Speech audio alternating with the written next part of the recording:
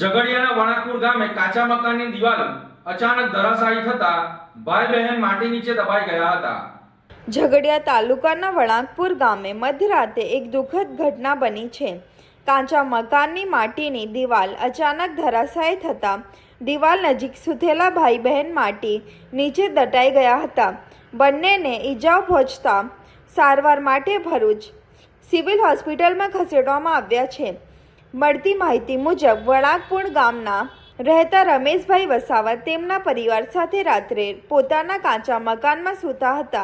દરમિયાન રાત્રે અંદાજે 3 વાગ્યાના અરસામાં મકાનની માટીની દિવાલ અચાનક ધરાશાયી થતાં દિવાલ પાસે સૂતેલા ભાઈ બહેન તેના નીચે દટાઈ ગયા હતા। ઘટનાની જાણ થતાં રમેશભાઈ અને તેમની પત્નીએ બૂમાબૂમ કરી હતી। અવાજ સાંભળી આસપાસના લોકો તાત્કાલિક દોડી આવ્યા અને બચાવ કામગીરી હાથ ધરી હતી।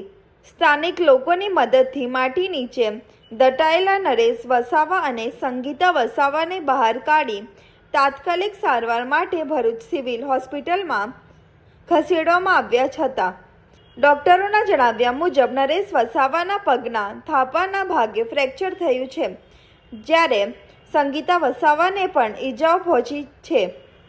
હાલ બંને ભાઈ બહેનની ભરૂચ સિવિલ હોસ્પિટલમાં સારવાર ચાલી રહી છે।